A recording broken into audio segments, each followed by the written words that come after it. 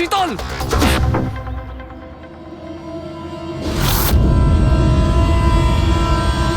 She's dead, sir. তোমাদের জন্য আমার শীতল আমাকে ছেড়ে চলে গেল। ছাড়বো না আমি তোমাদের। তোমার স্ত্রীর মৃত্যুর জন্য আমরা দুঃখিত, কিন্তু তার জন্য দায়ী আমরা নই, তুমি। না তুমি অপরাধের রাস্তায় হাঁটতে, আর না তোমার পাপের শাস্তি তোমার স্ত্রীকে ভোগ করতে হতো। কাজের শাস্তি কে পাবে এটা ভবিষ্যৎ বল। কি ব্যাপার অভিজিৎ, খুব অস্থির দেখাচ্ছে, কি হয়েছে? আরে ভাই, ওই একটা ভিডিও কল আসবে, তার জন্যই ওয়েট করছি। Video call? এর আগে তোমাকে কখনো ভিডিও কলে কথা বলতে দেখিনি। কোনো বিশেষ ব্যাপার কি? আরে ভাই, তুমিও না প্রত্যেকবারই। আরে তেমন কিছু নয়। আরে আমাদের কেতনবাবু ছিলেন না, ওই ক্রাইম ব্রাঞ্চের। হ্যাঁ হ্যাঁ, কেতনবাবু, মনে পড়েছে। আরে উনি বললেন যে 12:30টার সময় আমার সঙ্গে ভিডিও চ্যাট করতে চান, আমায় সারপ্রাইজ দেবেন, সেই জন্যই ওয়েট করছি। ও, স্যার কেমন আছেন? কেতন স্যার, আরে আপনাকে তো একদম ফিট মনে হচ্ছে। আরে কেন পেছনে লাগছো বাবা? জানো, রিটায়ারমেন্টের পরে বডিটা একটু বেড়ে গেছে। একটু এক্সারসাইজ করতে হবে। আরে না না স্যার, সত্যি বলছি, আপনাকে খুব স্মার্ট লাগছে। হ্যাঁ, আচ্ছা এটা বলো, তুমি তোমার বিয়ের কার্ড কবে পাঠাচ্ছ? আরে স্যার, আপনিও না। দেখুন স্যার, আপনি সিনিয়র, আপনি আগে করবেন, তারপরে আমি করব। আমি লাইন ভেঙে আগে কি করে যাব স্যার? হ্যাঁ, আরে ভাই, নতুন বাড়ি কিনেছি, ব্যাস ওরে বাড়ির মাল কিনে চলে আসবে। না হলে এই বয়সে আর কে মেয়ে দেবে বলো? আরে স্যার, আশা নিয়েই আমরা সবাই বেঁচে আছি। কোথায় বাড়ি কিনেছেন আপনি? ফার্ম হাউস নিয়েছি ওয়াসিতে। হ্যাঁ, চলে এসো রোববার, একসাথে লাঞ্চ করব। অবশ্যই স্যার, অবশ্যই যাব। এখন তোমাকে আমি এই ঘরটা দেখাচ্ছি, দেখো ঘরটা কেমন দেখতে। এই যে দেখো,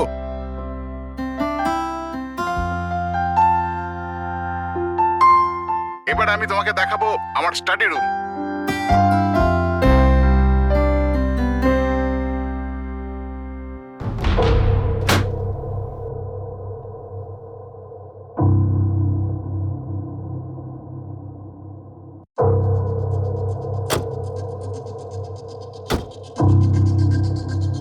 অভিজিৎ, এবার দেখো, দেখাচ্ছি তোমাকে দারুণ জিনিস, ফার্স্ট ক্লাস।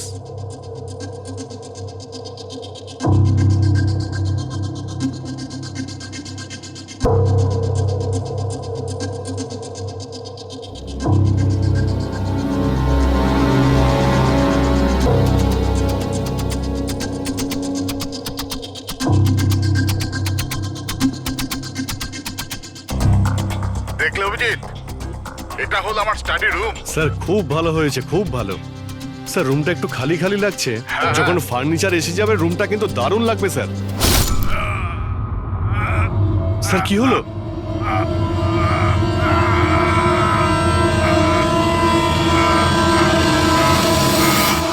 ও নো স্যার! কি আরে হয়েছে? ভাই, স্যারকে কেউ ছুরি মেরে দিয়েছে। ছুরি মেরে দিয়েছে? কোথায়? কে মেরেছে ছুরি? বুঝতে পারছি না। কিন্তু তুমি তো ভিডিও চ্যাট করছিলে ওর সাথে, না? হ্যাক করছিলাম, কিন্তু হঠাৎ করে এই ছুরি কোথা থেকে এলো আর কিভাবে ওনার লাগলো কিছুই বুঝতে পারলাম না। কি?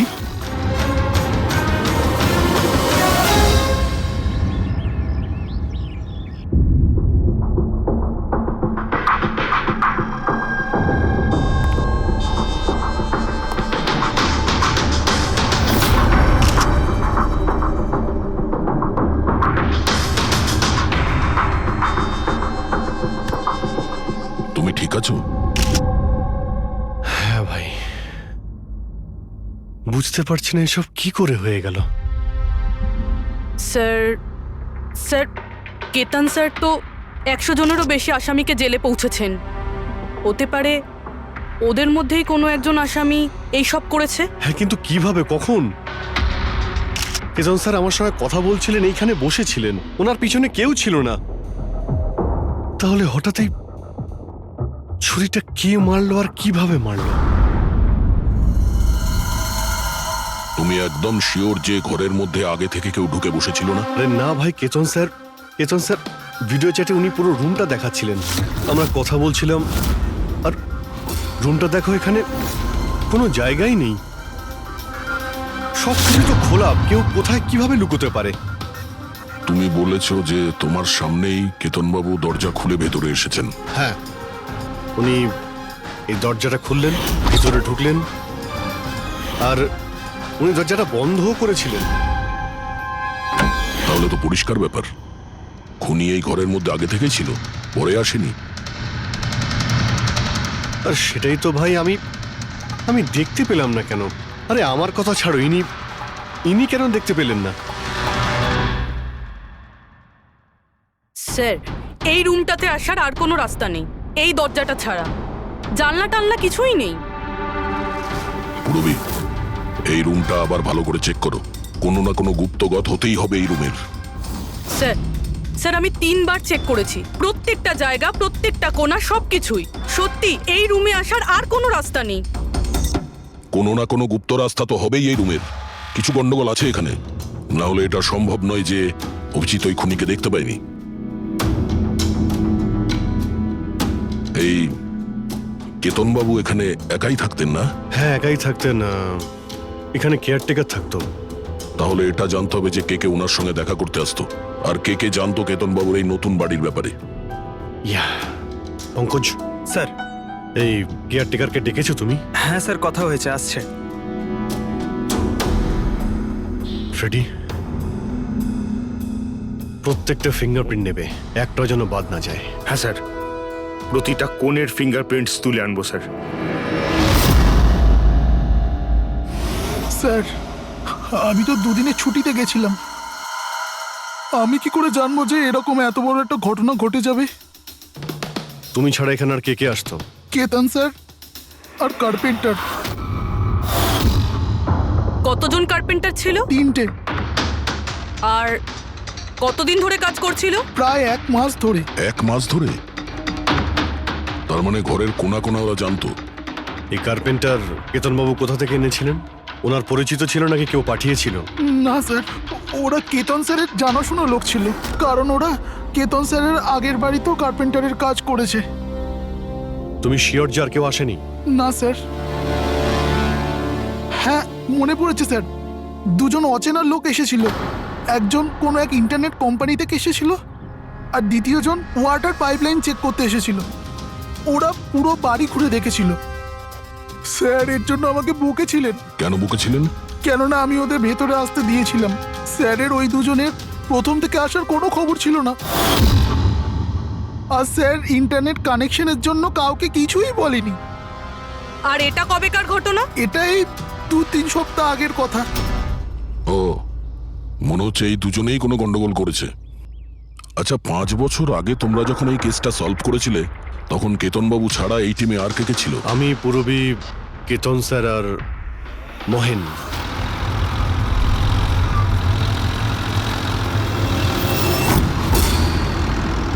ওই মহিলার প্রাণের ঝুঁকি আছে, আর ওইখানে আশেপাশেই আছে। হ্যাঁ স্যার, তাড়াতাড়ি পৌঁছে যাব। আর 15 মিনিট লাগবে ওই ওয়ার হাউস, আমরা এসেই গেছি।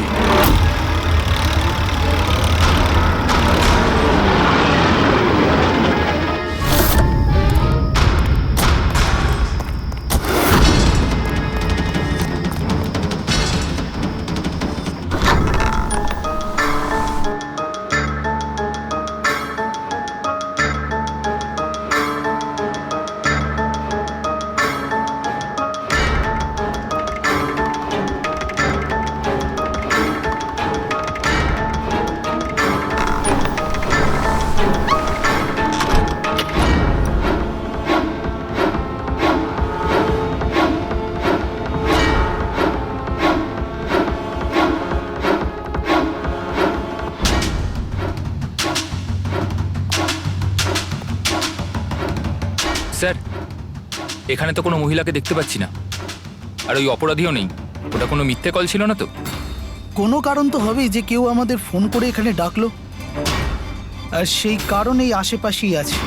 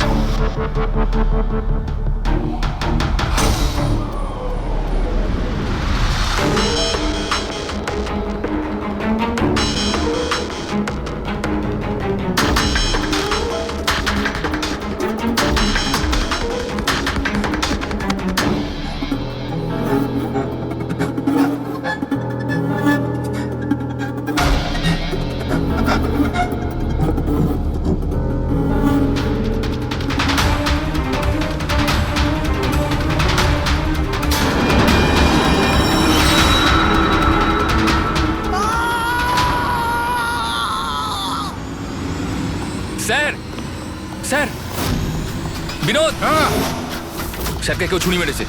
Sir sir oh no oh no, he is dead. তুমি দরজাটা দেখো, দরজা দেখো তাড়াতাড়ি। আরে দরজা তো ভেতর থেকে বন্ধ, তার মানে খুনি ঘরের ভেতরেই কোথাও আছে। ওদিকে দেখো, তুমি ভেতরটা দেখো, হ্যাঁ, তাড়াতাড়ি যাও। দেখছি।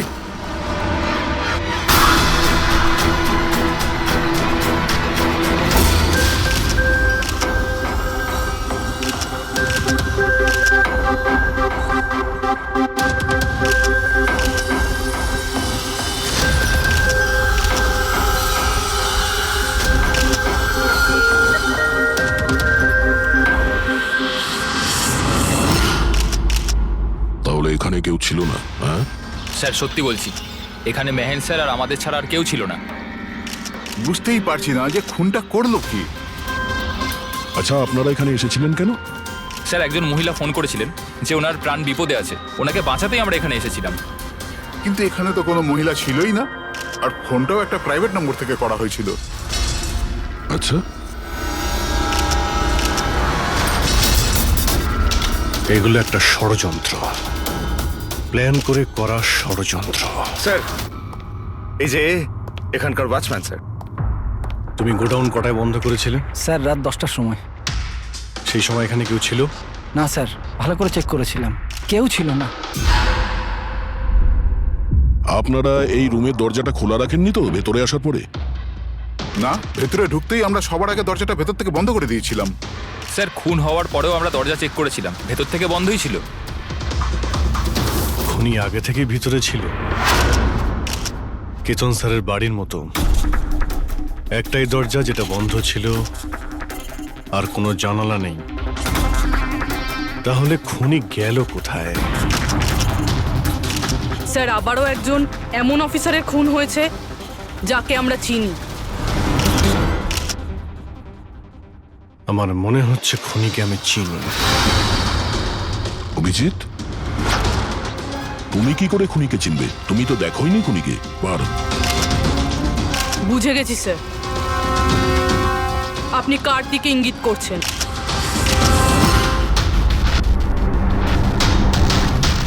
তুমি জানো এসব কি?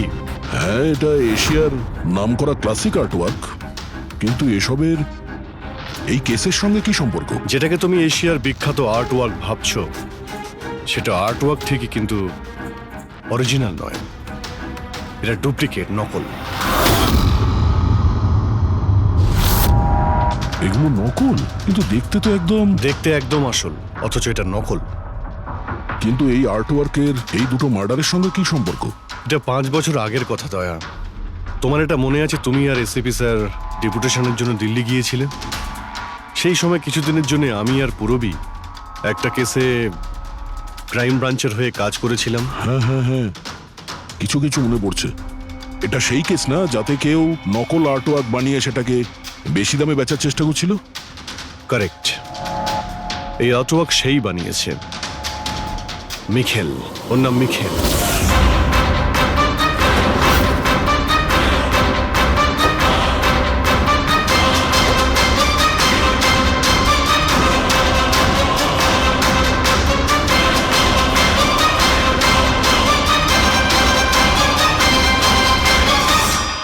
এমনটা নয় যে ওর প্রতিভা বাকি শিল্পীদের থেকে অনেক কম ছিল, তবে সত্যি কথা বলতে ও ওদের থেকে অনেক বেশি ট্যালেন্টেড ছিল। আর সেই জন্যই হয়তো ও একদিন ভেবেছিল যে অরিজিনাল পেন্টিং তো সবাই বানাতে পারে, কিন্তু অরিজিনালের মতো সেম কপি বানানো সবার পক্ষে সম্ভব নয়। আর এই কাজে এত টাকা ছিল যে ওর আসল পেন্টিং বানানোর কোনোদিনও প্রয়োজনই হয়নি। ও কোটি কোটি টাকা ইনকাম করেছিল মহান আর্টিস্টের অরিজিনাল পেন্টিংয়ের নকল পেন্টিং বানিয়ে। আর ওর কাজ এতটাই ভালো ছিল যে কেউ বলতে পারতো না যে পেন্টিংটা আসল না নকল। অনেকবার তো 30-40 বছরের আগের ক্যানভাসের পেন্টিং করেছে ও, অথচ সেটা কারো পক্ষে ধরাই সম্ভব ছিল না। কিন্তু একদিন পরিস্থিতি এমন হলো, অনেক আর্ট প্রেমী যখন কোটি কোটি টাকা লস করলো, তখন ক্রাইম ব্রাঞ্চ মিখেলকে ধরার দায়িত্ব আমাদের 4 জন অফিসারকে দেয়। কেতন স্যার, মহেন, পুরবী আর আমি। মিখেলকে ধরা এত সহজ ছিল না, কিন্তু কথায় আছে না, পিঁপড়েকে ধরতে হলে মিষ্টির ব্যবহার করতে হয়। আর এই পিঁপড়ের মিষ্টি ছিল ওর পুরনো ক্যানভাস আর সেই কেমিক্যাল যেগুলো ও ব্যবহার করত 200 থেকে 250 বছরের পুরনো পেন্টিং তৈরি করতে। আমরা সমস্ত আর্ট গ্যালারি আর দোকানে নজর রাখতে শুরু করে দিই যেখানে এইসব জিনিস পাওয়া যেত। যারা এই সমস্ত জিনিস কিনতে আসতো তাদের পুরো ঠিকুজি কুষ্টি বার করতাম আমরা।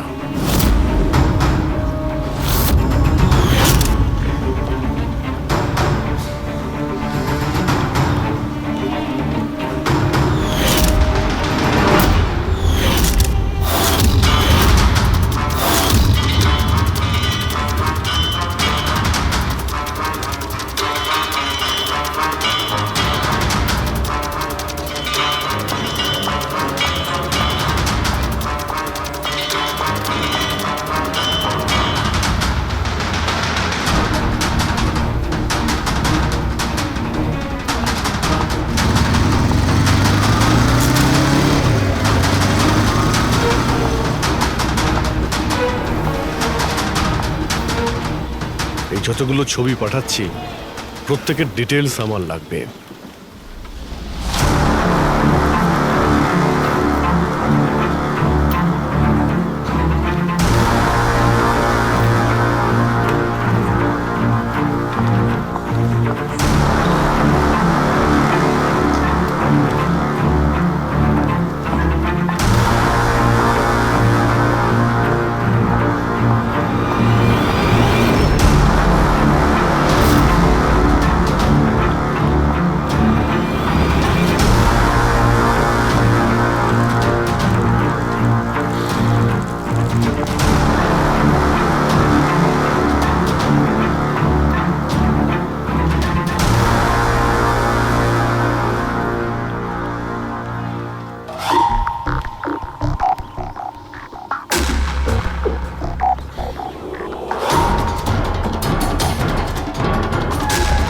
আর তারপরে 1 সপ্তাহ পরে আমরা এমন একটা মেয়েকে দেখলাম যে জিনিসপত্র তো কিন্তু তার কোনো আর্ট ব্যাকগ্রাউন্ড ছিলই না।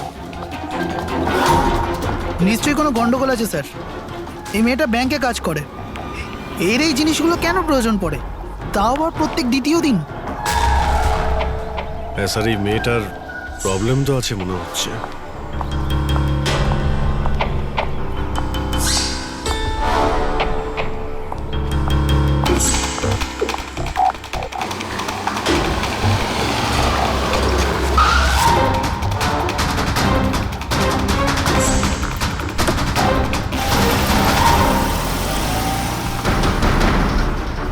এই মেয়েটার একটু গন্ডগোল আছে, ওর পিছু নাও, দেখো কোথায় যাচ্ছে।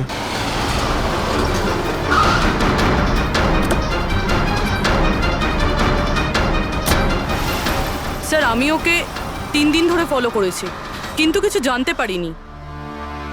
কারণ ও এই সমস্ত জিনিস নিয়ে ওর বাড়ি চলে যেত, কিন্তু 4র্থ দিন ও অন্য কোথাও গেল।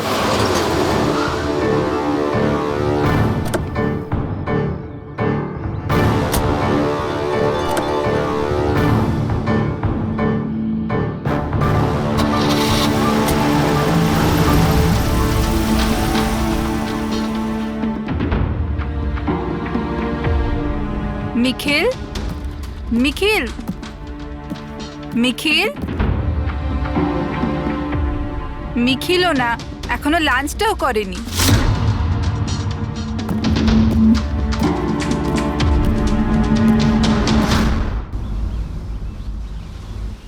এখনো লাঞ্চও করনি?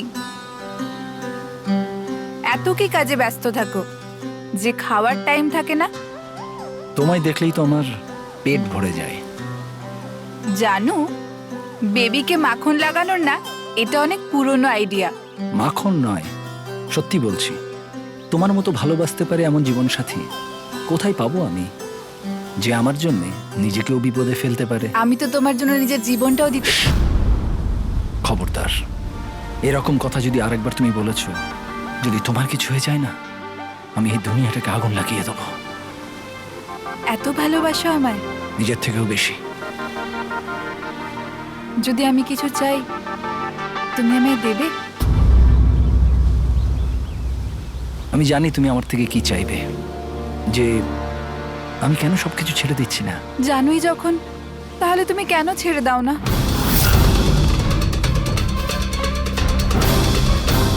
শীতল, মানুষের জীবনে দুটো নেশা হয়, আমার ভালোবাসার নেশা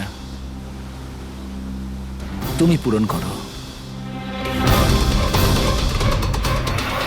আর আমার দ্বিতীয় নেশা শিল্পীর, যেটা আমার কাজটাকে পূর্ণ করে। এই দুটোর মধ্যে একটাও যদি আমার থেকে দূরে যায় না, তাহলে আমি অসম্পূর্ণ থেকে যাব। আর আমি চাই যে ইতিহাস আমায় সব থেকে ভালো স্বামী আর সব থেকে ভালো আর্ট চোর হিসেবে মনে ব্যাস রাখে। মিখেল, অনেক ইতিহাস লিখেছ, বাকি জীবনটা জেলেই কাটিও।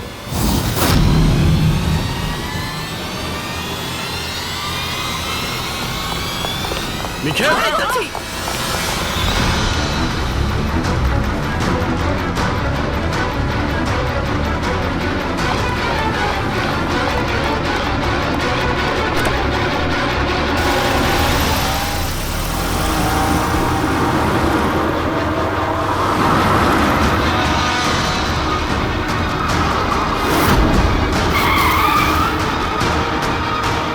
প্লিজ আমার কথা শোনো, জেদ করো না, নিজেকে আইনের হাতে তুলে দাও প্লিজ। না, আমি করব না।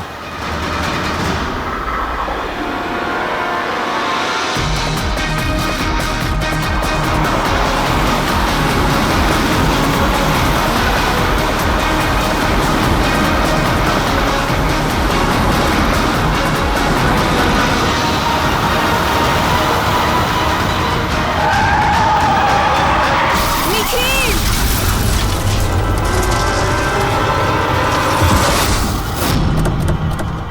শীতল, মিখেল দাঁড়া, বলছি, দাঁড়া, শীতল, দাঁড়া। শীতল, চোখ খোলো, শীতল।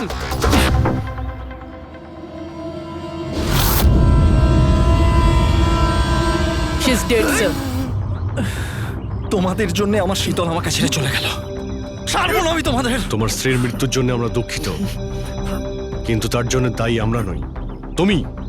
না তুমি অপরাধের রাস্তায় হাঁটতে, আর না তোমার পাপের শাস্তি তোমার স্ত্রীকে ভোগ করতে হতো। কাজের শাস্তি কে পাবে এটা ভবিষ্যৎ বলবে। ওর 5 বছরের শাস্তি তো এতদিন শেষ হয়ে গেছে, কিন্তু ওর স্ত্রীর মৃত্যুর প্রতিশোধের আগুন হয়তো ওর মনের ভিতরে এখনো জ্বলছে।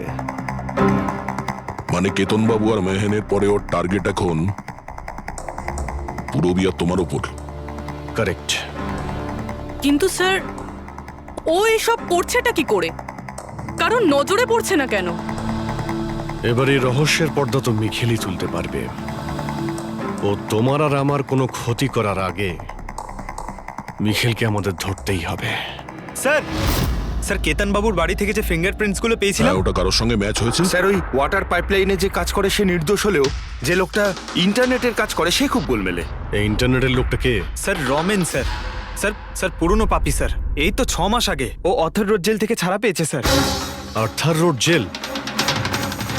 ওই মিখেলকে তো ওই জেলেই রাখা হয়েছিল।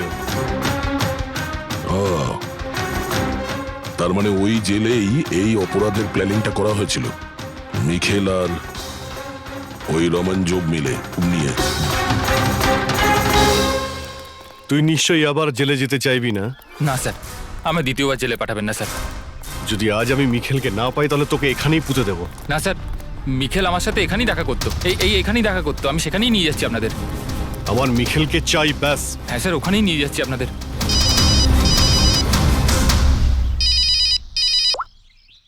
হ্যাঁ শান্তি। কি? বাবা শরীর খারাপ করছে? কিন্তু এরকম হঠাৎ? আমি তো কেসের ইনভেস্টিগেশন করতে এসেছি। কি হয়েছে? স্যার ওই বাবা একটু অসুস্থ হয়ে পড়েছে। ওই শান্তি নার্স যে আমার বাবার দেখাশুনো করে, সেই ফোন করেছিল। ঠিক আছে, তুমি যাও, আমরা দেখে নিচ্ছি। কিন্তু স্যার। যাও, আর কোনো প্রয়োজন পড়লে ফোন করবে।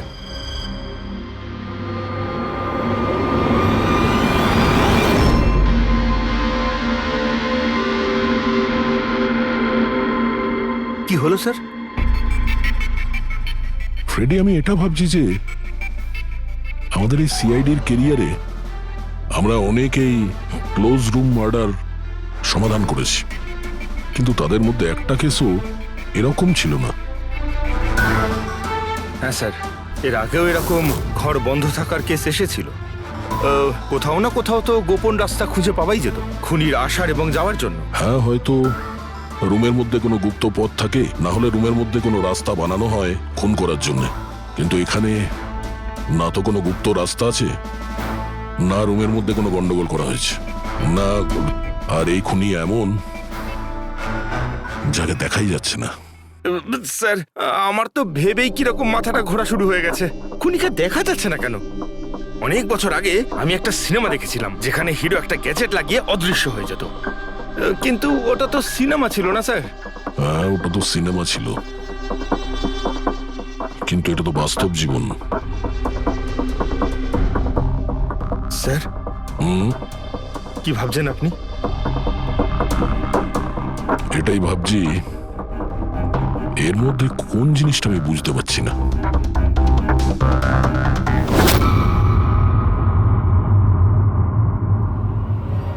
ও মাই গড, তার মানে এই ব্যাপার।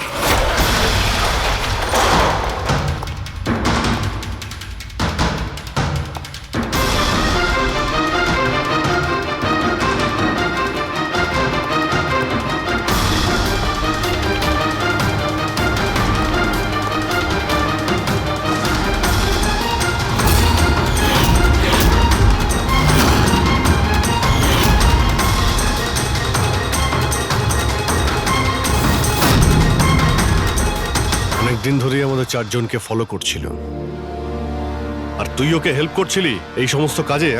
হ্যাঁ স্যার।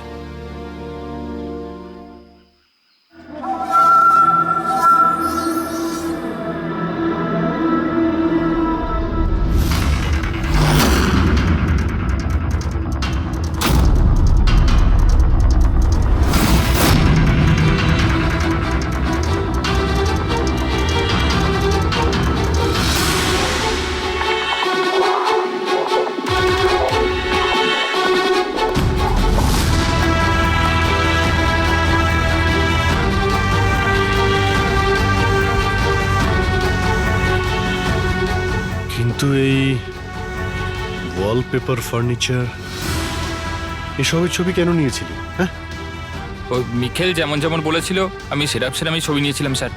ব্যাস, আমি শুধু জানতাম না এই ছবিগুলো নিয়েও কি করবে স্যার।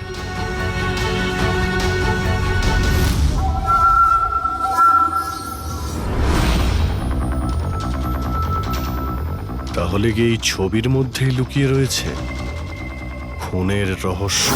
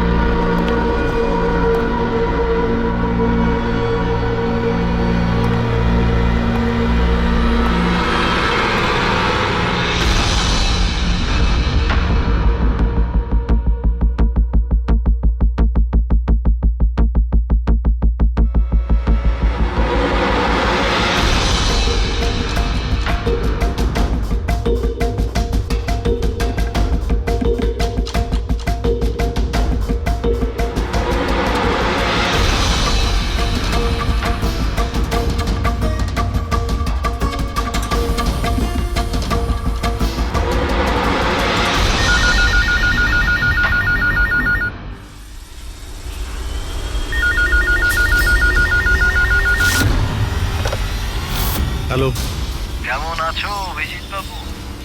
মিখেল। এতদিন পরেও তুমি আমার গলার আওয়াজ ভুলোনি। এমনিতে আমি জানতাম যে তুমি আমার বাড়ি পর্যন্ত নিশ্চয়ই পৌঁছবে।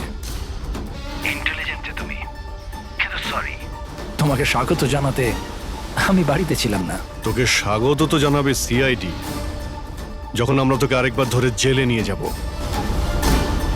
জেল তো আমি তখন যাব না যখন তোমাদের নজরে আমি আসব। তার আগে এই ধাঁধাটা তো সমাধান করো যে আমি তোমাদের এমনিতে নজরে কেন আসছি না। কি হলো, কি ভাবনায় পড়ে গেলে? হ্যাঁ, আমি জানি তুমি ইন্টেলিজেন্ট, কিন্তু এতটাও ইন্টেলিজেন্ট নও যে এই কেসটাকে সমাধান করো। কেসটা তো তোমার আর পুরবীর মৃত্যু দিয়েই শেষ হবে। মিখেল, রাগ নয় অভিজিৎ বাবু, রাগ করে কেন নিজের বিপি বাড়াচ্ছ? চলো একটা ছোট্ট তোমায় হিন্ট দিয়ে দিই। আমায় তুমি সেখানেই দেখতে পাবে যেখানে এই গল্পের শুরু হয়েছিল, যেখানে শীতলকে তুমি আমার থেকে ছিনিয়ে নিয়েছিলে। পুরবি মারা যাওয়ার আগে তো নিশ্চয়ই পৌঁছতে পারবে। মিখেল, মিখেল, হ্যালো পঙ্কজ, তুমি এক্ষুনি পুরবীকে ফোন করো, ওকে বলো বাড়িতে থাকতে, বাইরে বের না হতে। ও কি হলো স্যার? আচ্ছা, আমি যেটা ভাবছি সেটা যদি ঠিক হয় তাহলে জানা যাবে যে খুনি এগুলো কিভাবে করলো। কিভাবে? আশ্চর্য তো, বাবা তো পুরোপুরি সুস্থ আছে। তাহলে তাহলে শান্তি ফোন করে আমাকে ডাকলো কেন? আর নিজেও তো বাড়িতে নেই। ফোন করলাম, ফোনটাও ধরছে না।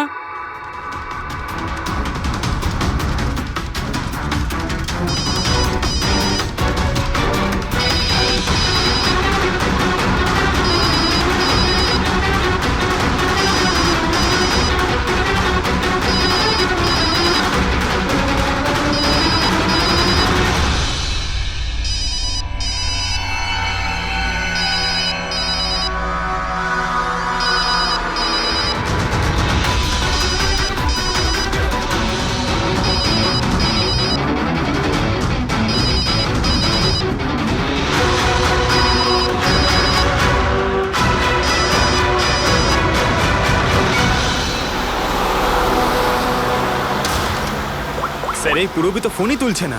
কি ফোন তুলছে না? কোনো প্রবলেম নেই তো? স্যার মিখেল ওর কাছে পৌঁছে যায়নি তো? হতে পারে ওই যে ফোনটা এসেছিল ওর বাড়ি থেকে ওর বাবার শরীর খারাপের ব্যাপারে, হতে পারে ফোনটা মিখেলই করেছিল। স্যার পুরবির কিছু হবে না তো? আশা করছি আমরা সময় মতো পৌঁছে যাব। যদি পুরবীর কিছু হয় তাহলে না,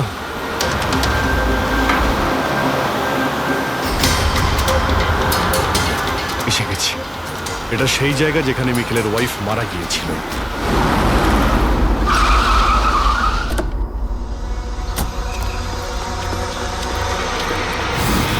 পুরবী!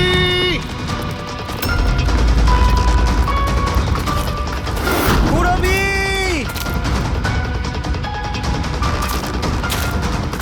পুরবী! পুরবি! ওই দিকটা দেখো। পুরবি! পুরবি!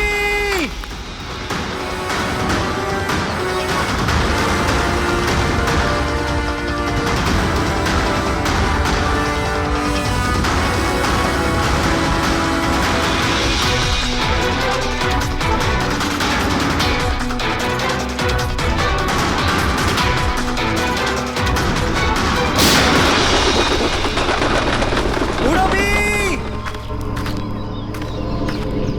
পুরবি!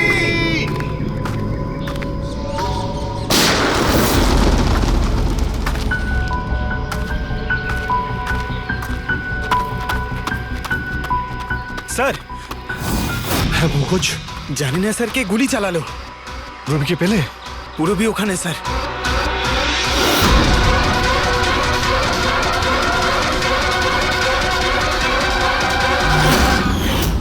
ও নো! পঙ্কজ, অ্যালার্ট থাকবে। আমাকে কভার করো, আমি যাচ্ছি পুরবীর কাছে।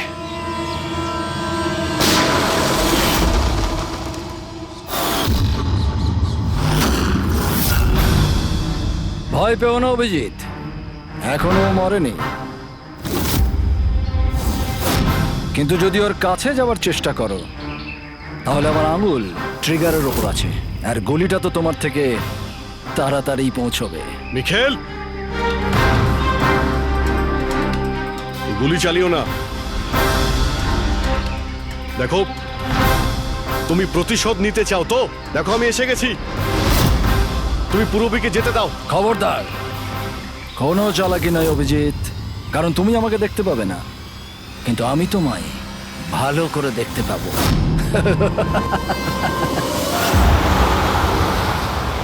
অভিজিৎ, আমার কথা মন দিয়ে শোনো, তুমি একদম রিয়াক্ট করবে না। তুমি এই মিখেলকে দেখতে পাবে না। তুমি আর কেতনবাবু ওকে কেতনবাবু স্টাডি রুমে দেখতে পাওনি। মাহান ওকে আর্ট ওয়্যার হাউসে দেখতে পাইনি। পুরবী নিজে ওকে ওর ঘরে দেখতে পাইনি। কেন? কারণ ওকে দেখা সম্ভব নয়। ও যেখানে যেখানে অন্যায় করে সেখানকার কোণে কোণে ও লুকিয়ে পড়ে। ওই রুমে, ওই ডেকোরেশনে ও এমন ভাবে লুকিয়ে পড়ে কেউ বলতেই পারবে না যে ও আর্ট পিস না একজন মানুষ। কেতনবাবুর রুমে ও ও ওয়ালপেপার হয়ে গেছিল, ওয়ালপেপার।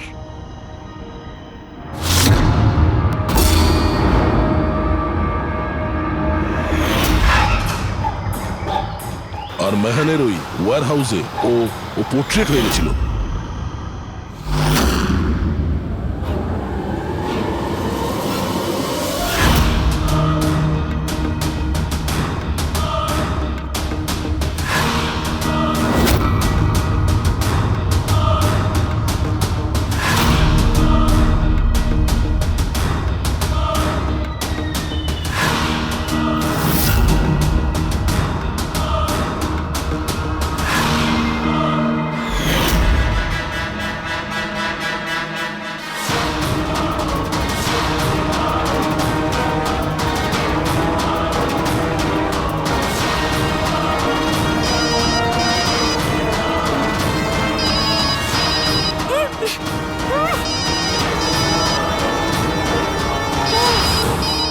এটা আমি তখনই বুঝতে পারলাম যখন ওয়্যার হাউসের ক্রাইম সিনের ফটোগুলো আমি দেখলাম।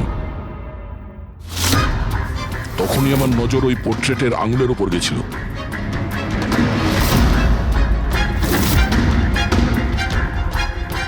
ও পোর্ট্রেট ছিল না, ওই মিখেল ছিল, মিখেল।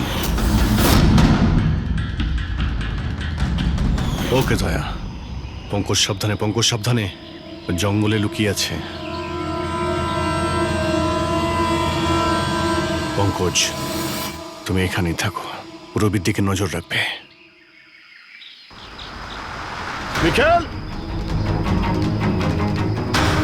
আমরা কিছুই করব না, আমরা এখান থেকে চলে যাচ্ছি। তবে তুমি পুরবীকে ছেড়ে দাও প্লিজ।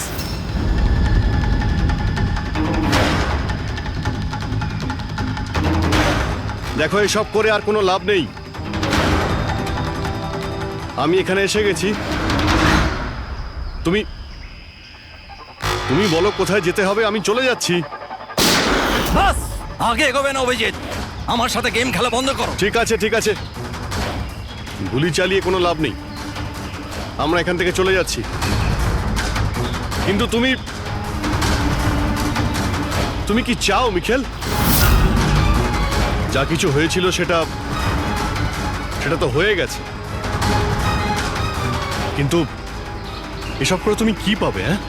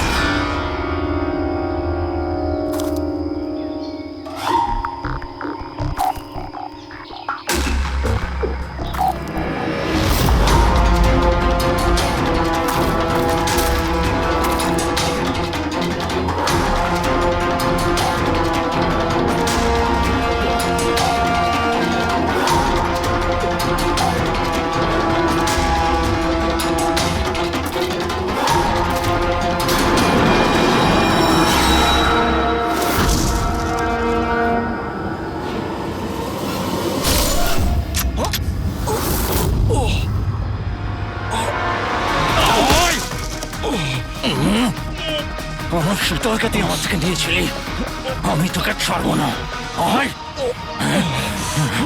আমার শীতলকে দূরে করেছিলি।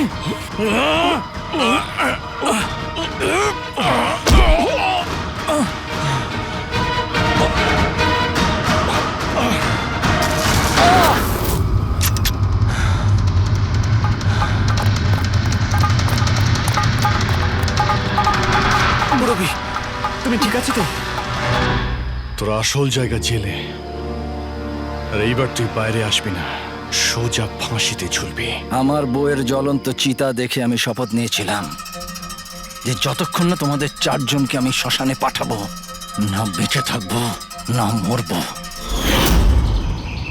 দুজন তো গেল, এখন তোমরা দুজন বেঁচে। তোমাদের আইনকে বলো যেন শক্ত থেকে শক্ত জেল বানাই, কারণ এবার কোনো জেলই তোমাকে আমার থেকে বাঁচাতে পারবে না। ঠিক আছে, চলো নিয়ে যাও একে। চল চল।